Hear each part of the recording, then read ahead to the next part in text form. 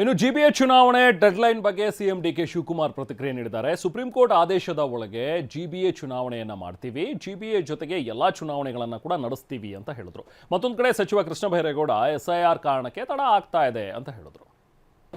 ನಮ್ಮ ಸರ್ಕಾರ ನಾವೇ ಮನವಿ ಮಾಡಿಕೊಂಡಿದ್ದು ಎಸ್ಐಆರ್ ನಡೀತಾ ಇದೆ, ಟೈಮು ಕೂಡ ಎಕ್ಸ್ಟೆಂಡ್ ಮಾಡೋದು ಅಂತ.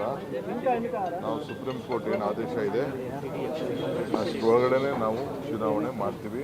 ಅದಲ್ಲದೆ ನಾನು ಎಲ್ಲ ಗ್ರಾಮ ಪಂಚಾಯತಿ, ಜಿಲ್ಲಾ ಪಂಚಾಯತಿ, ಮುನ್ಸಿಪಾಲ್ಟಿ, ಕಾರ್ಪೊರೇಷನ್ ಯಾವುದ್ಯಾವುದಿದೆ ಎಲ್ಲ ಕೂಡ ನಾನು ಆ ಟೈಮ್ ಒಳಗಡೆ ಎಲೆಕ್ಷನ್ ಡಿಸೆಂಬರ್ಗೆ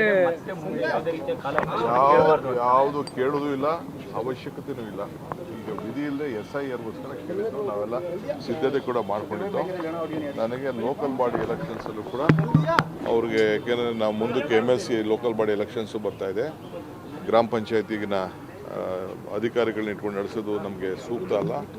ಆಮೇಲೆ ಅದು ಯಾವುದೋ ರಿಸರ್ವೇಷನ್ ಇಶ್ಯೂಸಲ್ಲಿ ಕೆಲವು ಕೋರ್ಟ್ ಇದೆ, ಯಾವುದೇ ಆದರೂ ಅದಕ್ಕೆಲ್ಲ ಮುಕ್ತಿ ಮಾಡಿ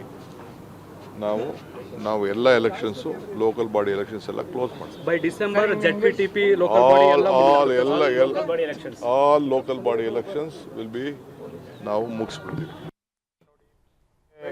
ಎಕ್ಸ್ಟೆನ್ಷನ್ ಕೇಳುವ ಯಾವ ಉದ್ದೇಶನೂ ಕೂಡ ಸರ್ಕಾರಕ್ಕೆ ಇಲ್ಲ.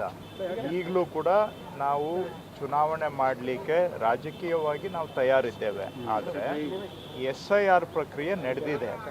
ಎಲ್ಲ ಅಧಿಕಾರಿಗಳು SIR ಮಾಡೋದ್ರಲ್ಲೇ ಹರಸಾಹಸ ಪಡ್ತಾ ಇದ್ದಾರೆ. ಸುಮಾರು ಜನ ಅಧಿಕಾರಿಗಳಿಗೆ ನೋಟಿಸ್ ಕೊಡಲಾಗಿದೆ, ಈ ಕೆಲಸ SIR ಕೆಲಸ ಆಗ್ತಾ ಇಲ್ಲ ಅಂತ. ಕೇಂದ್ರ ಚುನಾವಣಾ ಆಯೋಗನೇ SIR ಮಾಡೋದಕ್ಕೆ ಸಮಯ ಸಾಲ್ತಾ ಇಲ್ಲ ಅಂತೇಳಿ ಒಂದು ವಾರ SIRಗೆ ಸಮಯ ಹೆಚ್ಚುವರಿ ಬದಲಾವಣೆ ಮಾಡಿದ್ದಾರೆ. ಒಂದು ವಾರದ ಸಮಯ ಹೆಚ್ಚುವರಿ ಕೊಟ್ಟು ವೇಳಾಪಟ್ಟಿಯನ್ನು ಬದಲಾವಣೆ ಮಾಡಿದ್ದಾರೆ. ಈಗ ಬೆಂಗಳೂರಿನಲ್ಲೂ ಕೂಡ ಈಗ ಕೆಲವು ಕ್ಷೇತ್ರದಲ್ಲಿ ಇನ್ನೂ 60-65% ಅಷ್ಟೇ ನಾವು ಡಿಸ್ಟ್ರಿಬ್ಯೂಷನ್ ಆಗಿದೆ. ಅದಾದಮೇಲೆ ಅವುಗಳು ವಾಪಸ್ ಸಬ್ಮಿಷನ್ ಆಗಬೇಕು, ಆಮೇಲೆ ಡಿಜಿಟೈಸೇಷನ್ ಆಗಬೇಕು, ಆಮೇಲೆ ವೆರಿಫಿಕೇಷನ್ ಆಗಬೇಕು. ಇದನ್ನೇನಾದರೂ ನಾವು ಇದರಲ್ಲಿ ಈ ಕೆಲಸದ ಕಡೆಗೆ ಶ್ರದ್ಧೆಯಿಂದ ಮಾಡಲಿಲ್ಲ ಅಂತ ಹೇಳಿದ್ರೆ ಸಾವಿರಾರು ಜನ ಮತದಾರರ ಹಕ್ಕು ಕಳ್ಕೊಳ್ಳುವ ಸಾಧ್ಯತೆ ಇರ್ತದೆ. ಸೊ